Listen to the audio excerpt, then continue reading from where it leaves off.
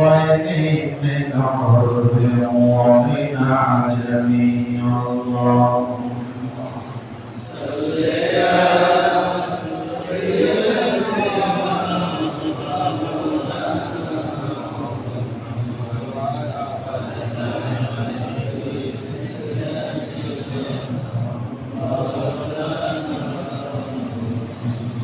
رب صل وسلم وبارك عليه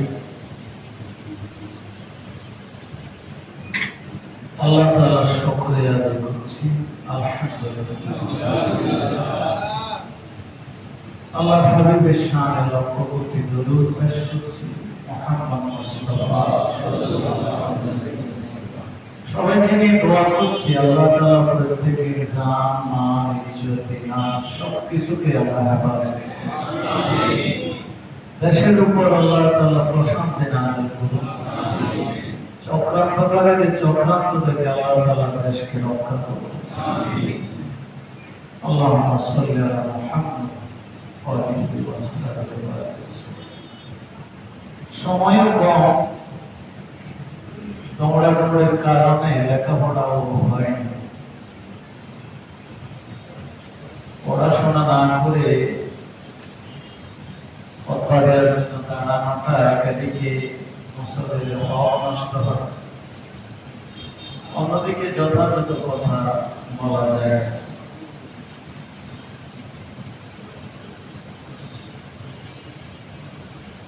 জন্য গতকাল একটু লেখাপড়া সামান্য একটা বিষয় নিয়ে কথা চাচ্ছিলাম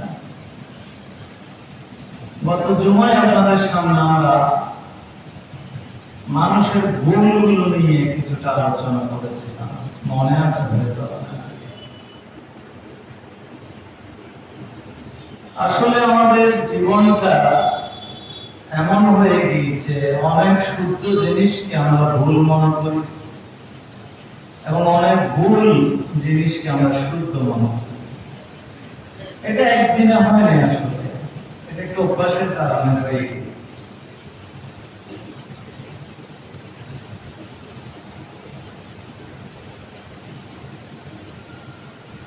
এই জিনিসটার জন্য সবচেয়ে বেশি দায়ী বুদ্ধিজীবীরা সেই শিক্ষা ব্যবস্থা শিক্ষা নীতি প্রণয়নের জন্য গ্রামে গঞ্জে সফর করেন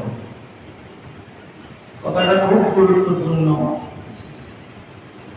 এবং গ্রামগঞ্জের মানুষ কোন শিক্ষা চায় সেটা তারা মানুষের সাথে আলাপ আলোচনা করে তারপরে একটা জাতীয় শিক্ষানীতি চালু করে যেমন মনে করেন ইংল্যান্ডের শিক্ষানীতি ইংল্যান্ডের শিক্ষানীতির জন্য তারা কখনো ইংল্যান্ডের বাইরে যায়নি ভ্রমণের জন্য কিন্তু আমাদের দেশে শিক্ষানীতি প্রণয়নের জন্য আপনি দেখবেন যে হাজার হাজার বুদ্ধিজীবী নামধারীরা পৃথিবীর বিভিন্ন দেশে সফর করতেছে ফলে দেখা যাচ্ছে অন্য একজনের জিনিস আমাদেরকে গিলানোর চেষ্টা করা হচ্ছে ফলে না মুসলমান হচ্ছি না খ্রিস্টান হচ্ছি না কি হচ্ছি সেটাও বুঝতে পারছি না ফলে আমাদের যে সমস্ত ছেলে পেলে পারিবারিকভাবে আপনি নামাজই দেখবেন কিন্তু কোথাও গেলে দেখবেন যে আপনি সেই নামাজ পড়তে লজ্জা পাচ্ছে বন্ধু বান্ধবদের সাথে হেঁটে সে মানুষকে লজ্জা পাচ্ছে কিন্তু আল্লাহকে লজ্জা পাচ্ছে এটা কেউ তাকে জোর করছে না বরং ভিতর থেকে তার শিক্ষা তাকে এমন ভাবে গড়ে তুলেছে সে এইরকম একটা ভাঙা লজ্জায় পড়ে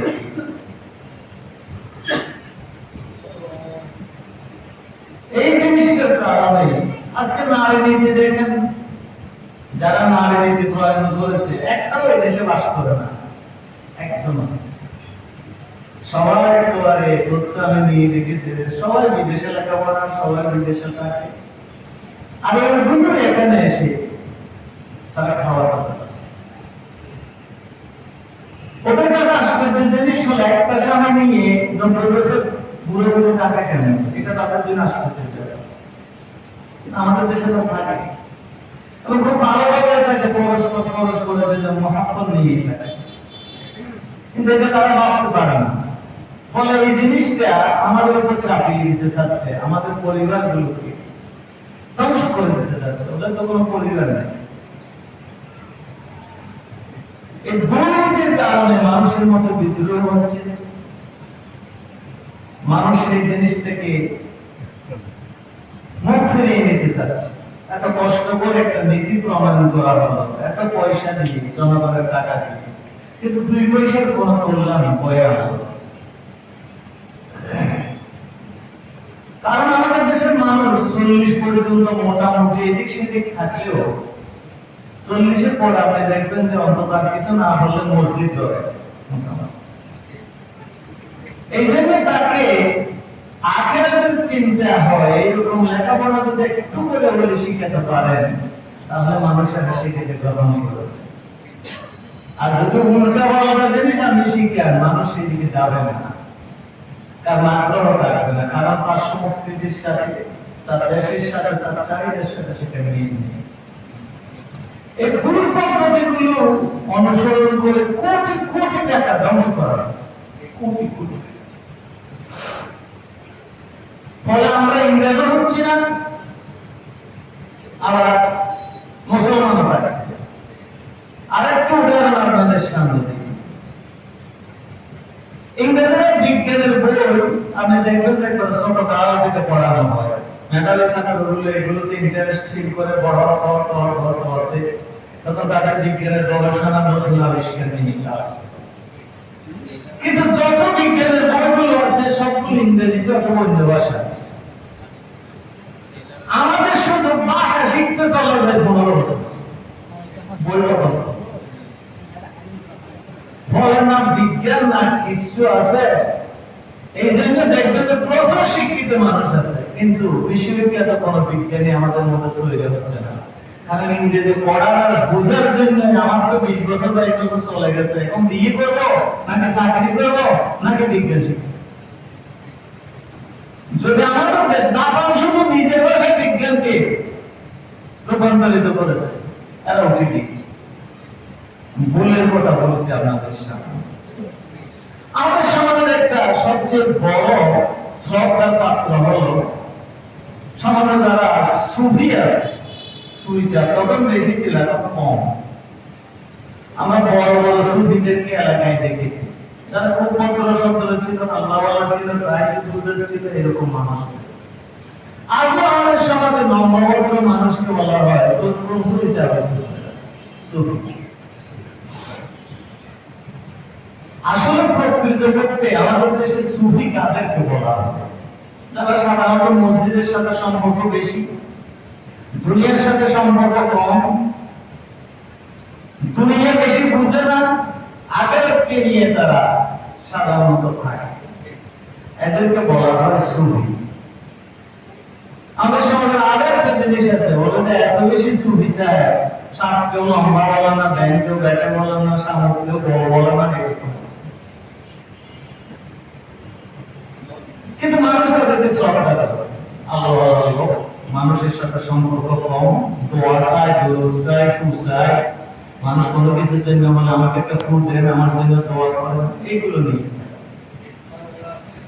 এটা একটা ফার্সি শব্দ, সুফি শব্দটা, কিন্তু কোরআন শরীফে অন্যভাবে একে ব্যবহৃত হয়েছে। সুফি মানে হচ্ছে আল্লাহর দরে সোজা হয়ে যাওয়া। তার নাম কি?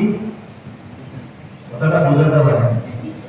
আল্লাহর দরে সোজা হয়ে যাওয়া, তার নাম يوم يقوم الروح والملائكة صفا لا يتكلمون إلا من أذن له الرحمن وقال صوابا। আল্লাহ বলেছেন হাসরের ময়দানে আমার গোসা থেকে, আমার আযাবের গরম থেকে, দুজকের চিৎকার থেকে জিবরাইল আমিনের মতো এত শক্তিশালী ফেরেশতা পর্যন্ত চুপ হয়ে যাবে। يوم يقوم الروح والملائكة صفا। তাম ফেরেশতা সুফি হয়ে যাবে, জিব্রাইল সুফি হয়ে যাবে। লায়া তাকাল্লাম, একটা আওয়াজও জিব্রাইলের মুখ দিয়ে ফেরেশতার মুখ দিয়ে বের হলো না। একটা গুনাহ নাই। আল্লাহর ডর, আল্লাহর ভয়, বুজুর্গের চিৎকার, এগুলো থেকে তারা এত সোজা হয়ে যাবে যে আল্লাহ না জানে কোন সময় আরো বিজ্ঞানে ঢুকে যাবে। তাহলে সুফিদের প্রধান কাজ হলো আল্লাহর ডরে কি করা? একবারে সোজা হয়ে আল্লাহ। আর কিভাবে লায়া তাকাল্লাম, কথা বেশি বলবেন, কম বলবেন।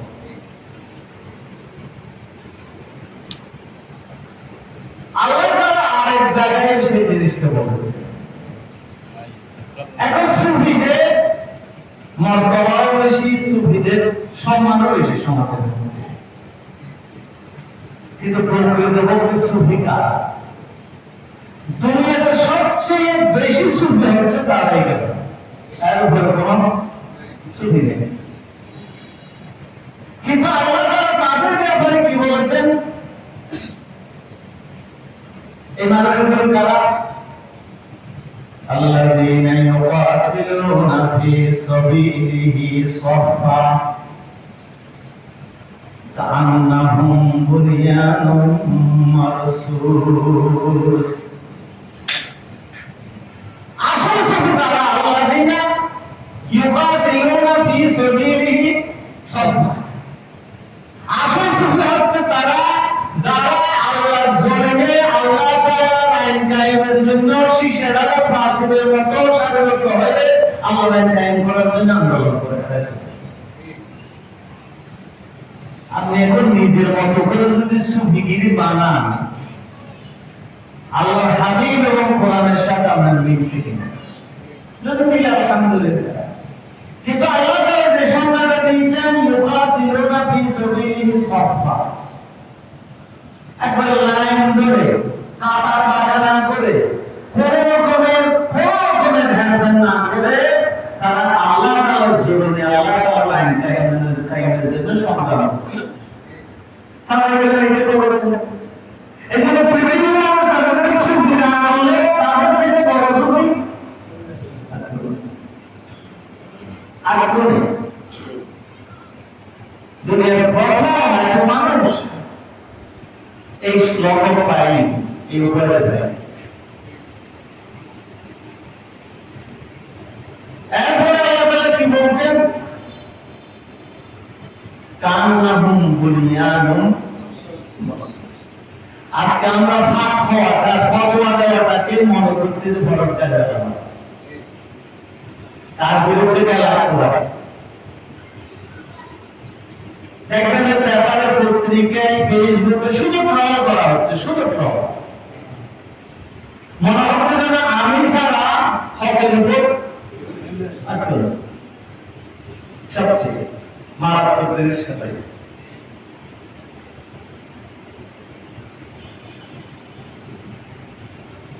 আল্লাহ তাআলা বলছেন না, সুফি সেই নয়। মুসলমানের মধ্যে পাপ হয়, ফেরদাবাজি হয়, মুসলমানদের মধ্যে কোন রকমের দলাদলি, মারামারি হওয়ার উপক্রম হয়, এমন সব কথা কোন সুফির মুখ দিয়ে বের হতে পারে।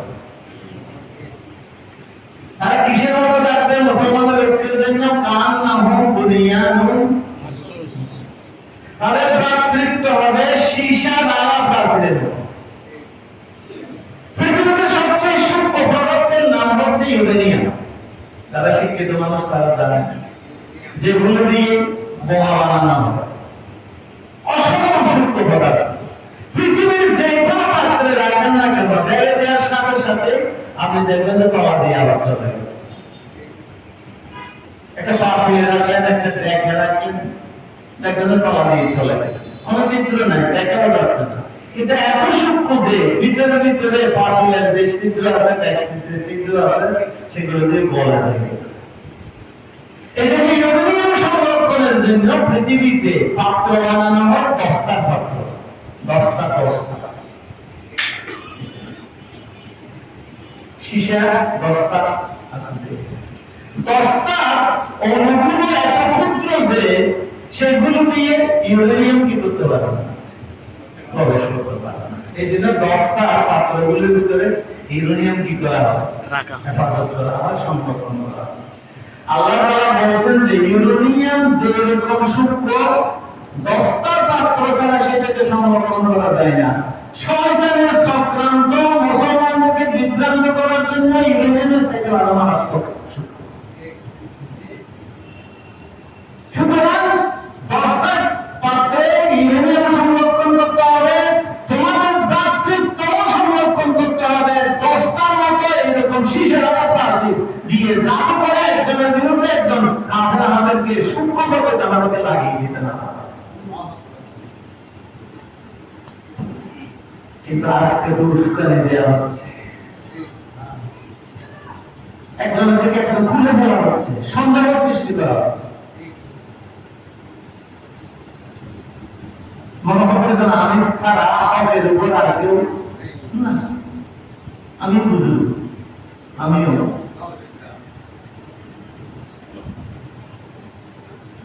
দুনিয়ার সবচেয়ে বড় শয়তানের নাম নিজেকে বুজুর্গ মনে করা। যার ডর আছে সে নিজেকে বুজুর্গ মনে করে না, সে নিজেকে গুনাহগার মনে করে। ইউকাতিলুনা ফি সাবিলিহি সাফফান কান্নাহুম বুনিয়ান। একবার শেষে গলত আছে মুসলমান। পাপ করা একটা কথা আমরা মুখ থেকে যেতে পারবে না। এই জন্য আপনার কারণে যদি একটা ফাসাদ লেগে যায়, একটা মানুষকে খুন করার চাইতে এটা আমার। আর ফিতনা তো আসাধ্য মিনাল করা। কারণ কত হলে সে দুনিয়া থেকে চলে যায়, কিছুদিন পর মানুষ এটা ভুলে যায়, কিন্তু ফিতনা এটা একবার যদি শুরু হয় সে কোনো মুসলমান